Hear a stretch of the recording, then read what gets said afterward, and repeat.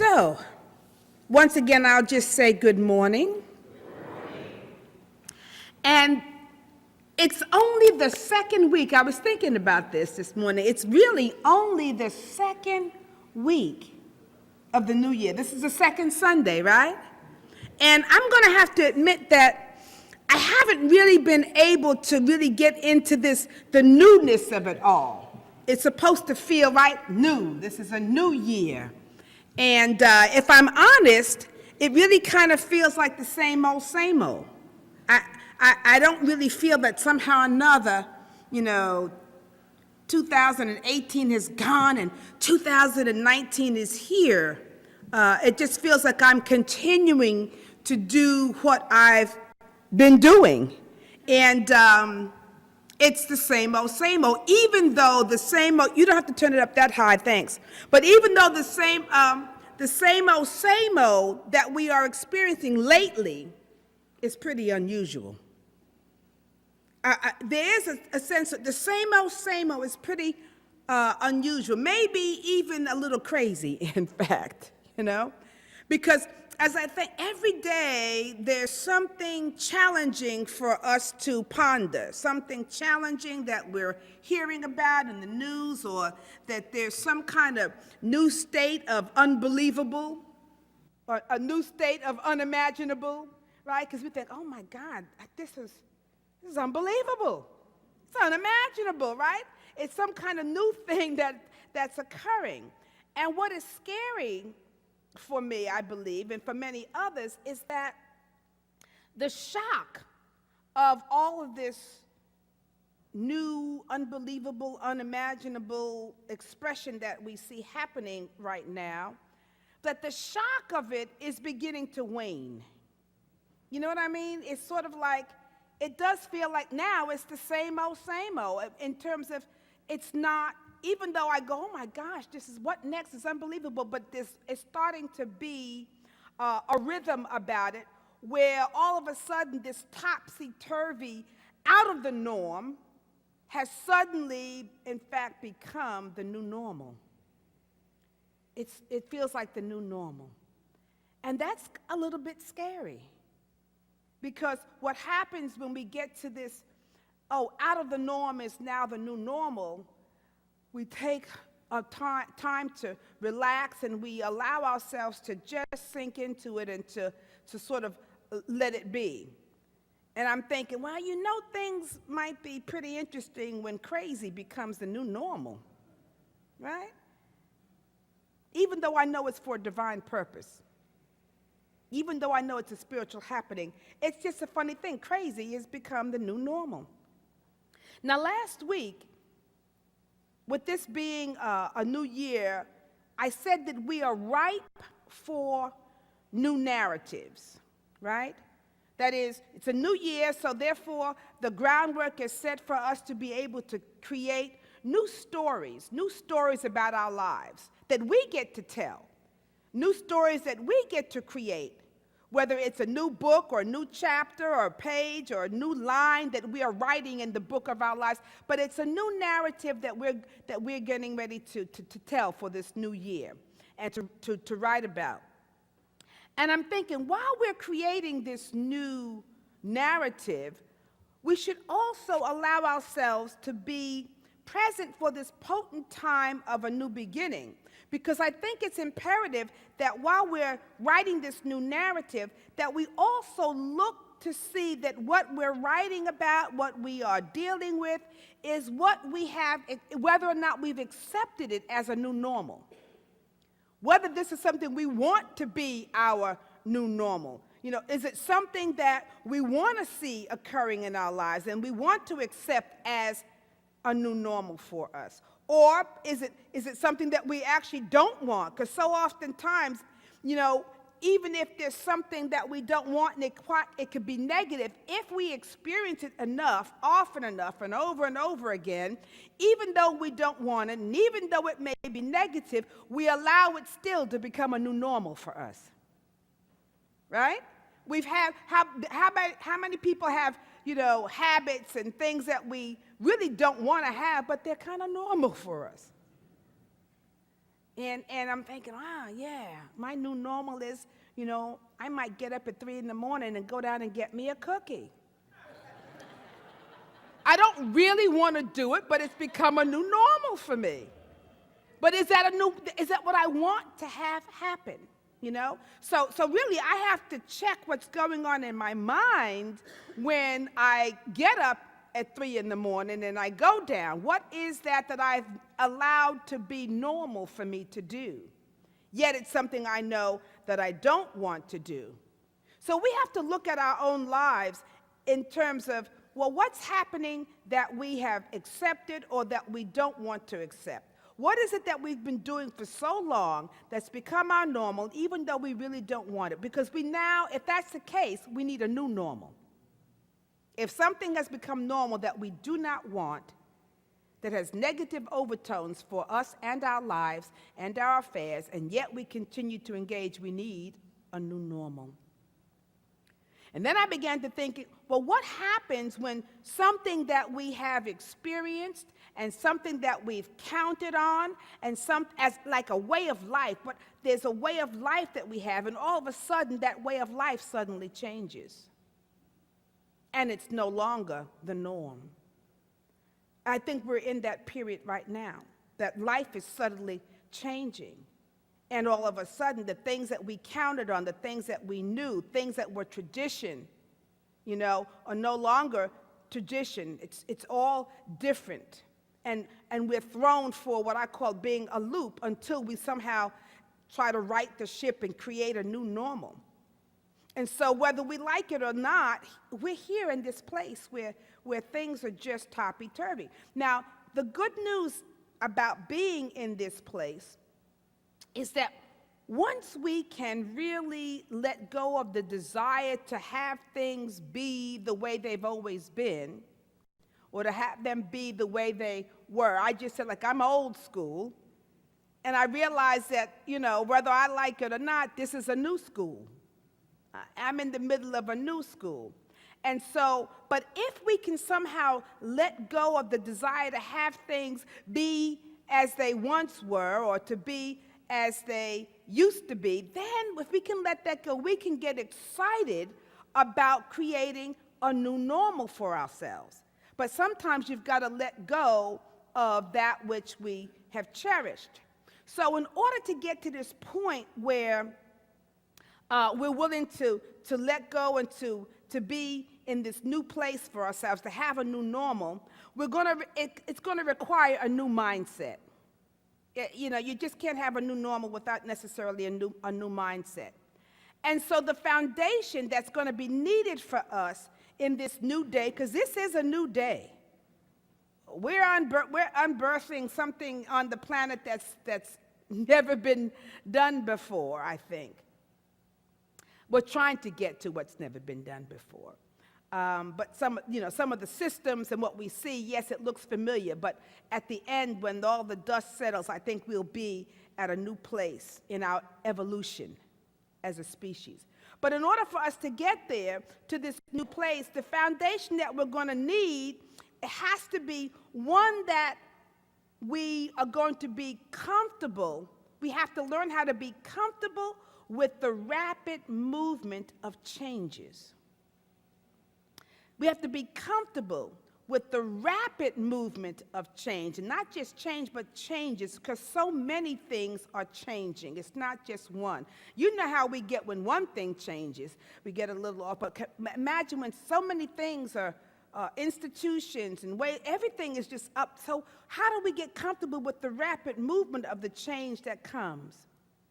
I saw a quote that was put out by a Buddhist organization, and it said, "Life begins at the end of your comfort zone."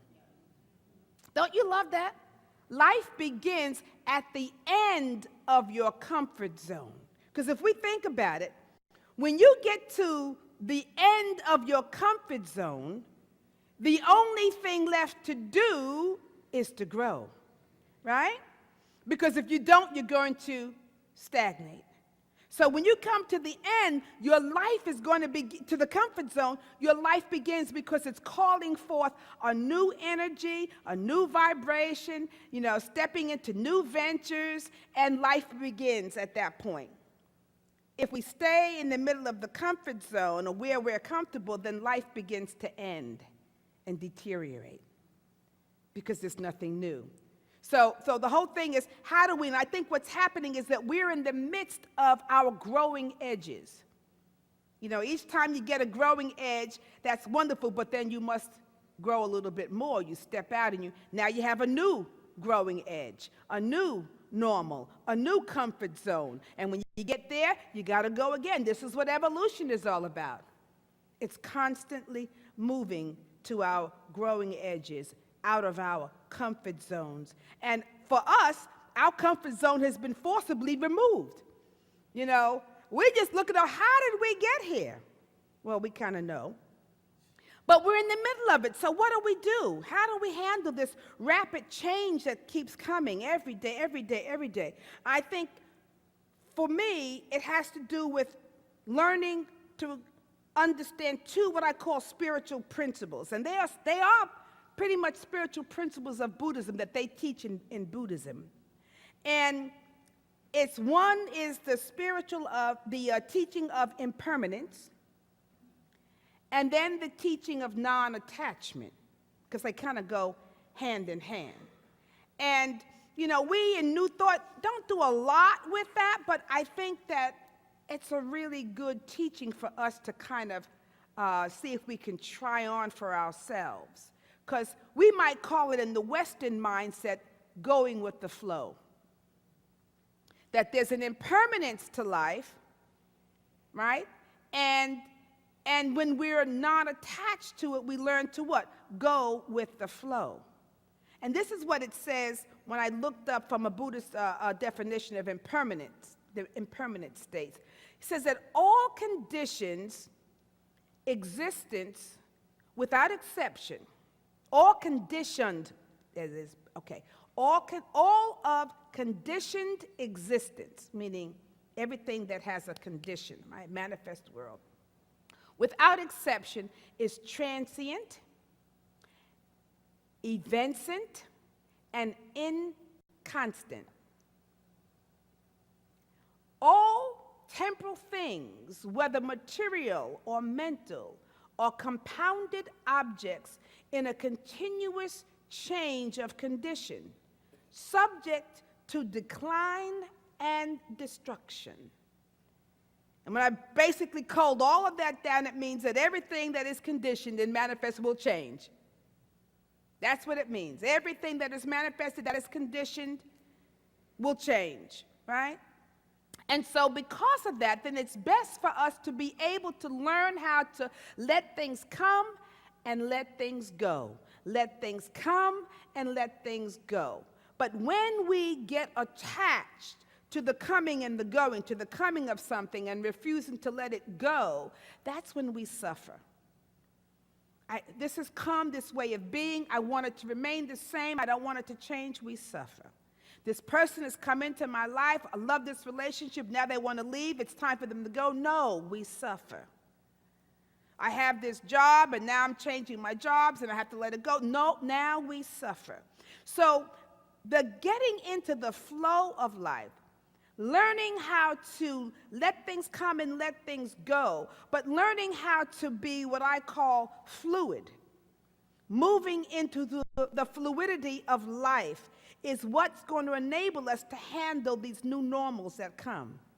Because we're in a stage now where new normals come almost every day, where changes happen, but they happen rapidly. See, we could maybe handle change when it comes and it's one at a time or it's slow. Okay, we adjust. But we are in a vibration where things are speeded up. This change. What was changed today is now gone. It's different tomorrow. Okay, I just got my feet underneath me to understand this, and now it's changing again. And okay, I got to move over here. Boom, boom, boom, boom. And the only way to handle that vibration is to understand that this ability to be fluid, that your new normal is about going with the flow and being fluid. Because when you can do that, that's what's going to keep you balanced in the middle of a changing world. Balanced in the middle of, a new situation that's constantly unfolding before us. This is what will help to carry us through, especially when the changes come and the changes are changed just as quickly as the change came. Really, that's what we're experiencing. So we don't seem to have a footing. And maybe we're not supposed to have a footing. Because when you have a footing, we might get dug in, and we might get stuck. So now the call is, you have to move, you have to flow. Spirit is moving and flowing and constantly unfolding. And so if we're going to be light bearers, if we're going to move into this new evolution of being spiritual beings, we're going to have to learn how to flow and move with Spirit. Spirit isn't stagnant. Spirit isn't old school. Spirit is constantly evolving, expanding.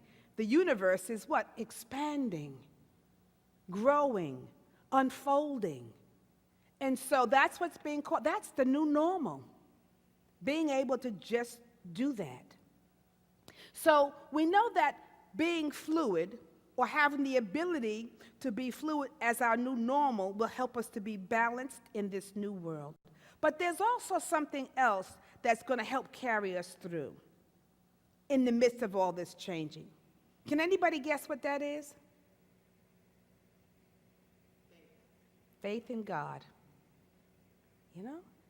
God, because this is the thing, your faith in God, as you're learning to flow, as you're learning to be fluid with whatever comes and moving in, it is your faith in God that's going to not only see you through, but help you to flow with power and strength, because God is the only thing that is unchanging, right?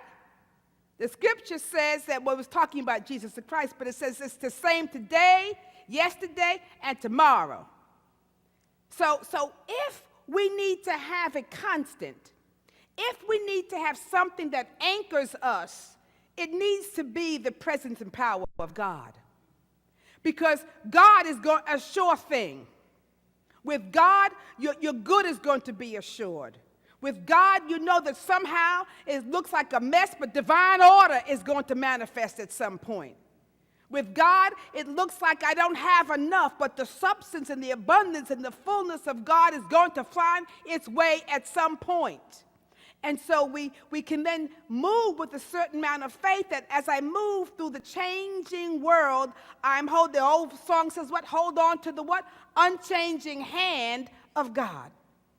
That I need to have myself connected to this consciousness, to this presence, the presence that is always present. And when I anchor the Spirit of the living God in my being, that is what enables me to be fluid. Because I can have faith and trust that it's going to all work out, right? It's going to all work out, and then all things work together for good for those who love the Lord. So eventually it's going to all unfold, and we can then trust the process. I don't have to have it the way I've always had it. I don't have to I can let it go. My attachment, my identification to the way I think things should be, I can let it go and hold it all loose and let the Spirit begin to move. And like you just said, you don't know how God's going to move you and use you. But when you're open and receptive, you will always find your way to your blessings, because that's the movement of God. It moves us to good. It can't help, but that's what God is, right? So this is a powerful thing for us, that we connect ourselves to the one thing that is constant. When we are in the middle of uncertainty, connect to the one thing that is certain. When you're in the midst of change, connect to the one thing that is constant. When you were in the midst of, confusion, be present to the one thing that is present. Because all of these things will help us maneuver. Now, there's another thing that, in addition to being fluid, as our new normal, the ability to be fluid. I want to encourage us to begin to utilize what I call the power of re. And you're like, the power of re? R-E, re. This is what Spirit gave me. I was like, okay, But if you think about it, re is a prefix, right? It is a prefix, and this is what it says according to the dictionary. It is a prefix occurring originally in loan words from Latin, used with the meaning again or again and again to indicate repetition or with the meaning back. So it means again, to re, again, or it means to go back or to do it again or to go back to another state, original state, right?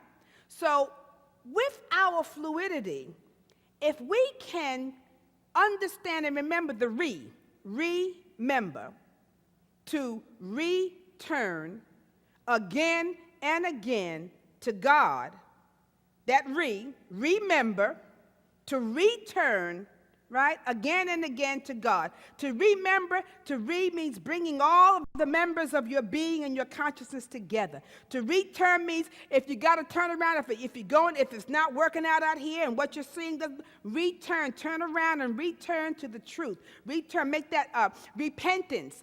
It means to repent means to turn around, to come back around again to that foundation, that solid presence that's going to guide you into the way that is for you, guided for you. Sometimes we have to, look for a sense of renewal. We've got to move ourselves into a state of a lot of the re's. If you're going to become fluid and life isn't working, you might have to reassess things. You might have to reevaluate your thinking. You might have to do re-examining your life. Whatever it is, you might have to get a hold of one of these re's. Because the re will get you back because things are changing so, but if you can get back to a re, it'll help you, right? Be solid. And once again, be present to the truth that is available for you. Now, sometimes you might have a relapse. We've had relapses, or we might feel a sense of rejection. So even when you come across what we would call limited or negative re's, there's always a positive re to get you back on track, right? So this whole concept of re, and I thought, well, we all are somewhere in our lives right now today. And I thought, well, what is it that you need? What is the re that you need to get to? Because everybody's life is different. Maybe you need to re-up your faith. I don't know, but maybe you need to feel, if you're sad, experiencing sadness, maybe you need to learn how to rejoice again. Or maybe if you're upset and you're angry or you're holding on to that which is no longer serving you any longer, you may need to do what? Release. Maybe that's what's calling for you. Maybe you're stuck and you're bored and you're unmotivated with life and your job, and you may need to what? Recreate yourself. Or maybe you're just tired, because recreate means recreate as well, same word. So I'm asking, what's your current situation? I want you to think about your current situation in life and what is your life calling you to, and see if you can find some re that will bolster your spirit. Some re that will get you back in alignment to who you might have to realign yourself to the truth. But everyone is different, and I would love to hear at some point, what's your re? What's your particular re? And then apply it to your life. So look at the challenge, look at the change, and come up with a re. And work that into your life. And there's the one thing I'm sure of, is that we'll all benefit when we can remember God. Remember God, remember who we are in and through God, and to remember the truth of God that sets us free. So I'm just going to encourage everybody to come to the edge of your comfort zone and to step in, because the only thing that awaits you is a new normal.